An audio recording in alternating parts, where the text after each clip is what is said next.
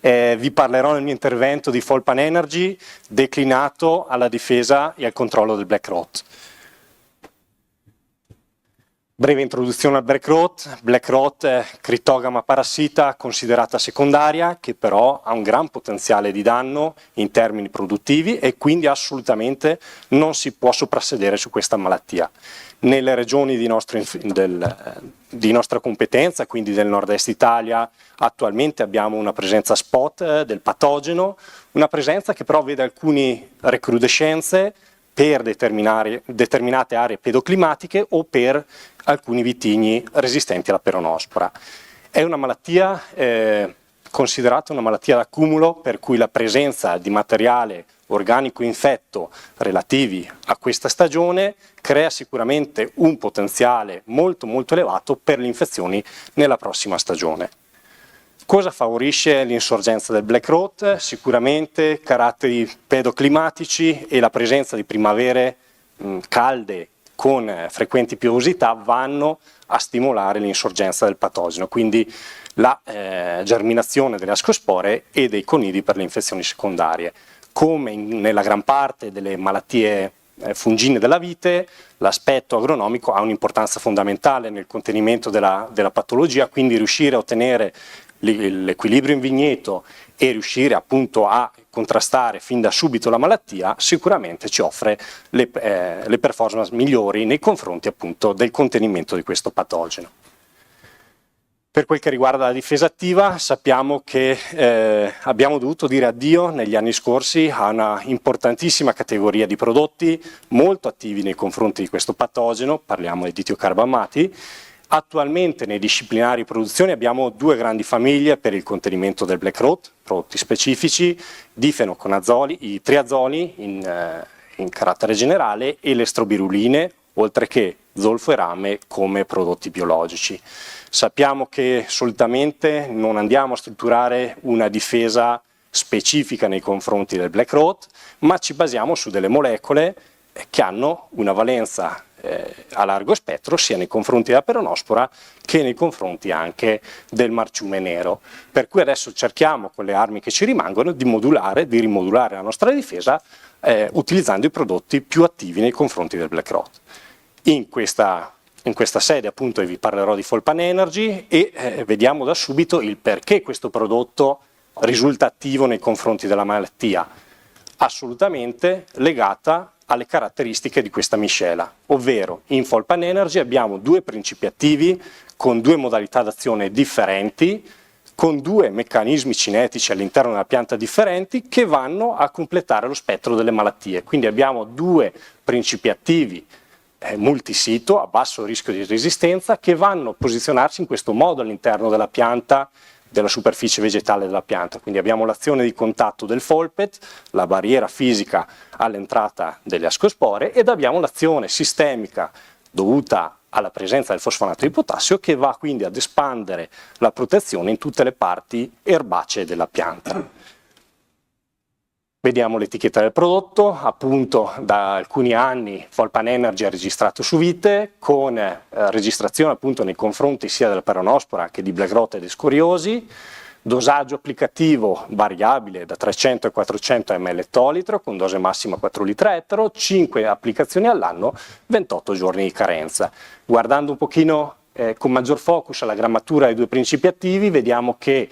con Folpan Energy possiamo applicare il pieno dosaggio del prodotto del principio attivo Folpet e un elevatissimo dosaggio del fosfonato di potassio. Andiamo più nello specifico, riporto delle prove svolte nell'areale del nord-est Italia,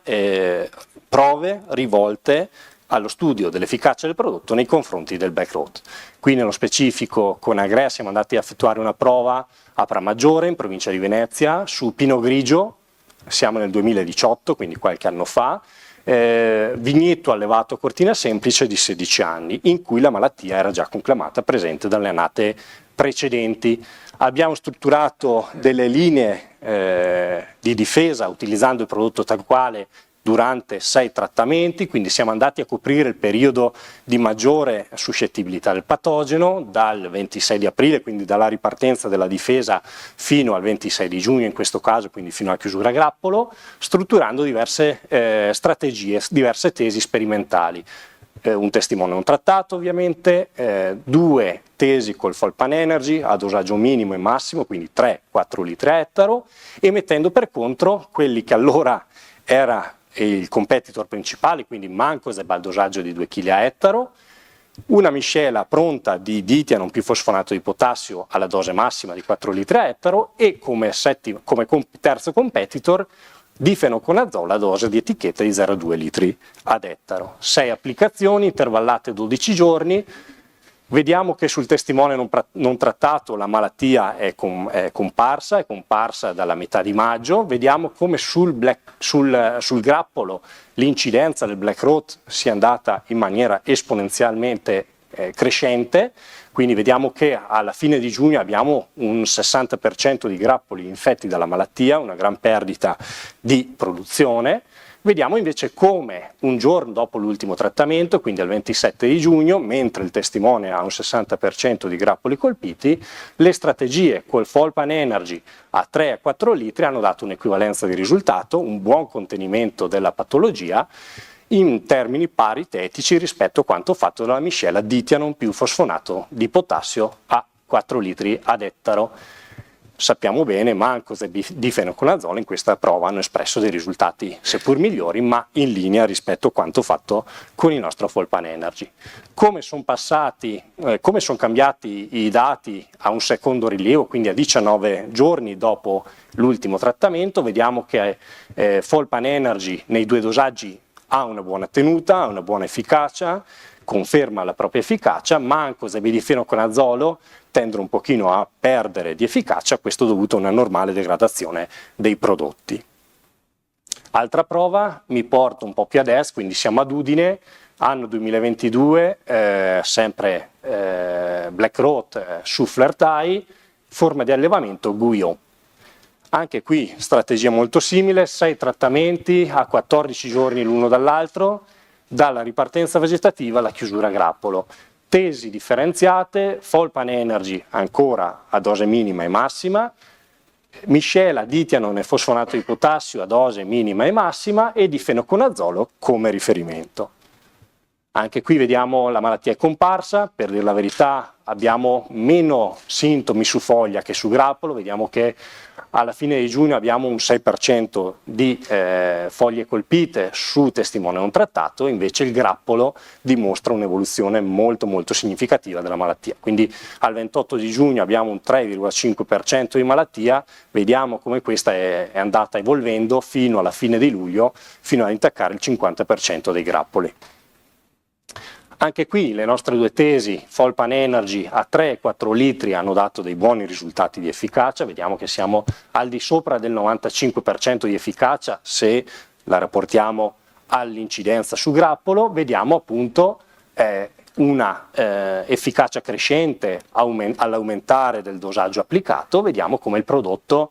Folpan Energy si comporta in maniera paritetica rispetto appunto alla miscela ditianon più fosfonato di potassio a 4 litri ettaro. In questo caso meglio rispetto al reference difenoconazolo. Bene, Folpan Energy va quindi ad aggiungersi agli altri 2 formulati a base Folpet all'interno del catalogo Adama, Folpan 80 e Folpan Gold, e ci permette in questo modo di andare a studiare al meglio quella che può essere una strategia che vada a essere efficace nel migliore dei modi sia nei confronti di peronospora che di black rot. Andiamo quindi a inserire il Folpan Energy a inizio stagione, qualora l'annata fosse particolarmente difficile, oppure lo manteniamo in maniera alternata assieme al Folpan Gold nelle fasi tra la fioritura e la chiusura a grappolo. Visto alcuni dati ottenuti durante questa scorsa annata, ho voluto riportare una prova di strategia inserendo la nostra Folpan Family, questa volta svolta in provincia di Ravenna, siamo a Tebano, al centro di saggio Astra, su Trebbiano Romagnolo allevato GDC, in una condizione abbastanza predisponente alla peronospora. Durante l'annata siamo andati a strutturare delle linee di difesa, una con la Folpan Family, quindi inserendo i nostri 3 formulati di riferimento, l'altra un po' più ditia-non-centrica. Diciamo che durante l'annata ci siamo voluti divertire, abbiamo tenuto degli intervalli di tempo di 10 giorni e siamo andati anche a fare delle irrigazioni artificiali per stimolare la comparsa della peronospora. Vediamo come